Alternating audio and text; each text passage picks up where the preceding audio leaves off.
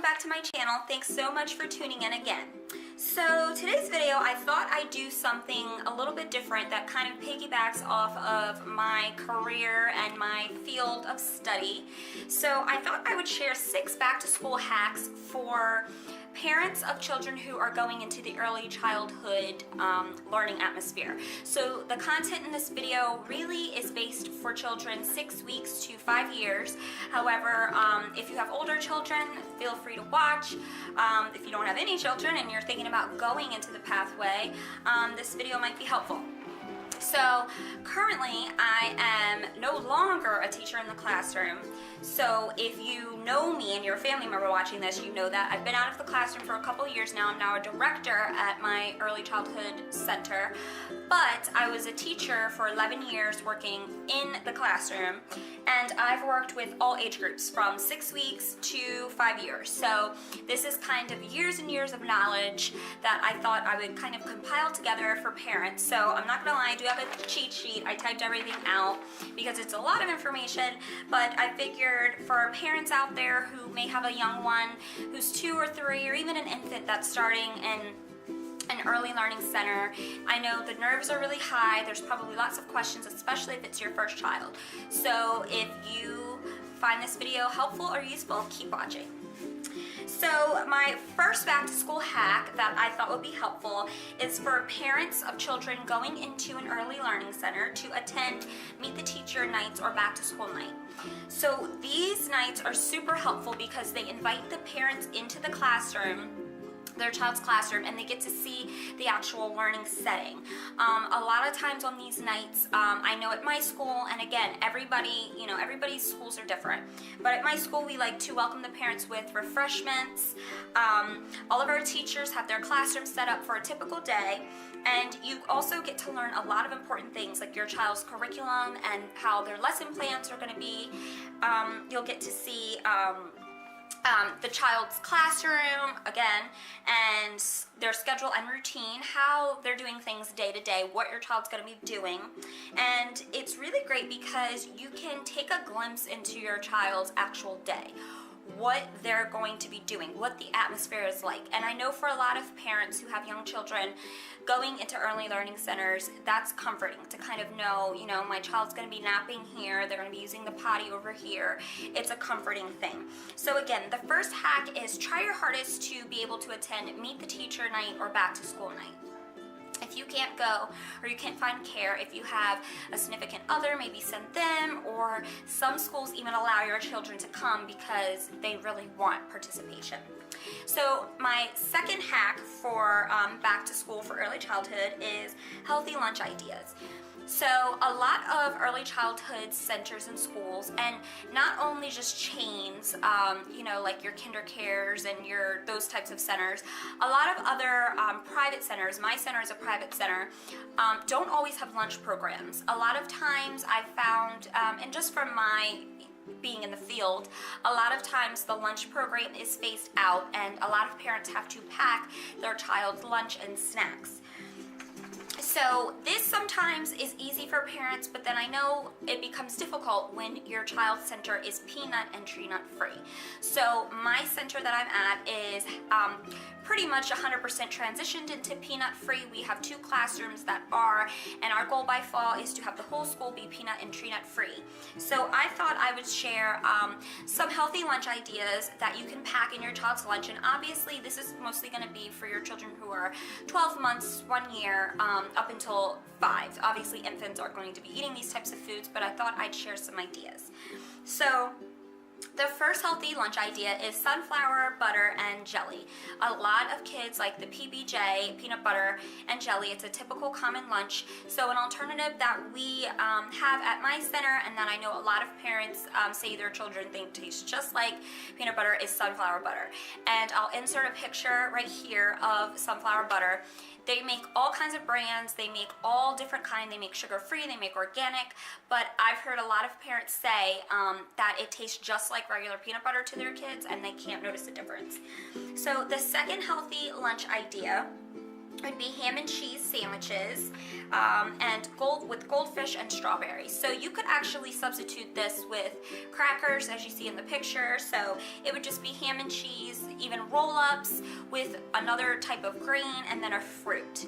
And that just helps with the balancing of the meals. So strawberries are always super popular. Unless your child has an allergy, then you would always want to pair it with a fruit that they could tolerate. The third healthy lunch idea, chicken nuggets are super popular. So I know that the Fun Nuggets are made by Tyson, and they have dinosaurs, they have all different kinds of shapes. And a lot of times they're processed in places that don't have nuts, so that's always a good alternative. And then to help balance it out, you could pair that with cucumber slices and blueberries. And my fourth and final healthy lunch idea is your typical grain for children, either mac and cheese, you could do buttered penne noodles, and you could always serve that again with a vegetable like sauteed or steamed broccoli and mandarin oranges. So those are just 4 healthy, quick lunch ideas. And again, especially with the sandwiches, cookie cutters are always a fun way to help your children eat their meals. You could always cut the ham and cheese sandwiches into their favorite dinosaur cookie cutter shapes. They make flowers, they make stars, and that also encourages healthy eating, but it also makes it fun. So my third back to school hack for parents is potty training. So this is really going to pertain to parents who have children who are going to be entering a toddler classroom where the children are 2 and 3.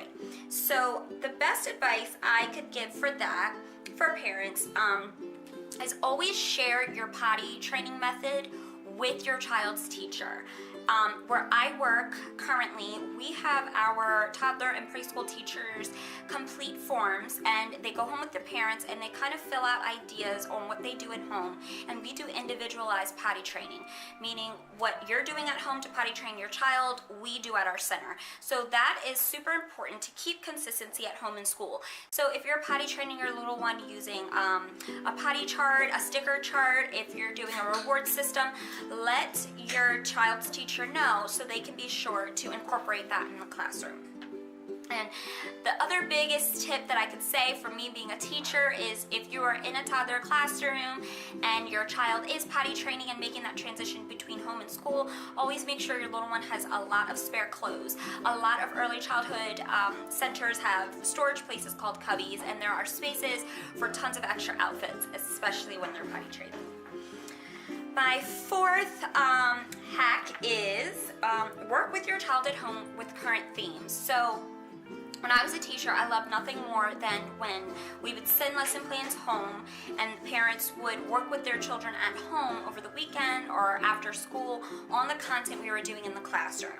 So that's always super important. So where I'm currently at, we send lesson plans home electronically every Friday via email, and we also provide hard copies to the parents. So if you are a parent and you really want to work with your child at home, you have time after work, get informed with what your child is learning about. Ask for copies of the lesson plan. Ask for ideas of things you can do at home.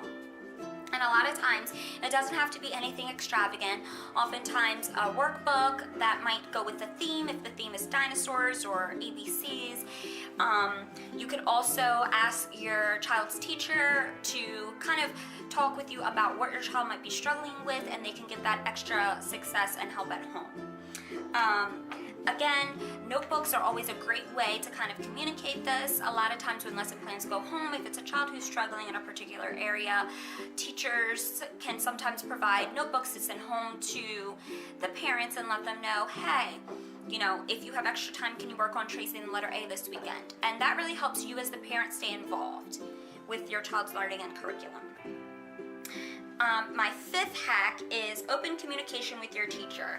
What is the best way that your child's teacher can reach you? Are you the type of parent that cannot be called at work? Do you work best via email? Are you the type of parent who loves phone calls anytime something is happening or you want to be informed? Are you the type of parent who likes the journaling system? Any way that you communicate, you have to always share it with your teacher. This helps you as a parent stay informed with, what your child's doing throughout the day. If you have a child that's having challenging behavior, or you have concerns as a parent, always keep the lines of communication open with your child's teacher. But Meet the Teacher Night is a great way to let, your child's teacher know, hey, I'm definitely best reached by email communication or telephone. So definitely keeping those lines of communication open makes a great relationship with you as the parent and also with your child's teacher. And my cheat sheet. My sixth and final hack for parents is ask for a list of field trips and important center school events as early as you can. If you're the type of parent who loves to be involved with your child's learning, especially when they're this young, again, they're super, super small, so they're going to be going on field trips.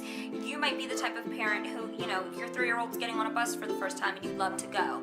So that also takes planning if you're a full-time working mom or dad. So ask your child's teacher, hey, do you know what field trips you'll be taking this fall or winter? Or if you're having classroom parties or things that I can come volunteer and help out with. That helps you as a parent stay involved with the fun things about early childhood, going on educational field trips to museums or the pumpkin patch, things like that. But also as parents who are working most of the time, it's good that you have enough notice so that you can take off. So asking your child's teacher for those dates in advance or a sign-up sheet really, really helps out. And I know that was my sixth hack, but I did make a little infant section. Most of this is going to be geared again towards the age 12 months to 5 years, but I didn't want to forget the little ones because early childhood education does start as young as 6 weeks. So if you are the parent of an infant who you are enrolling into a early learning center for the first time, your super, super little baby, I just have 3 quick tips to help you ease that transition. The first tip would be provide your child's teacher with an intake overview. So an intake overview, it can be done verbally or written, it doesn't matter. So basically all that entails is you as the parent would write down how your child takes bottles, their sleep schedule. I know where I work we have a formal form that goes home with families, and the child's first day you bring in that paperwork and the teacher really gets to know your infant. They get to know how they like to take their bottles, what their sleeping schedule is, when they'll start solid foods, if they like to be swaddled or not.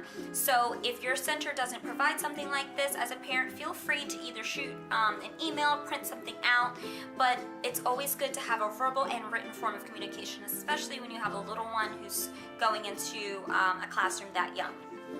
My second infant hack is review your child's sleeping habits, which means at drop off in the morning, I know it's a hectic time a lot of times for parents, they kind of want to drop off and go and get to work, but I think that one of the biggest things that helps your child have a great day and ease your baby into the transition is always making sure you let the caregiver know how your child slept the night before.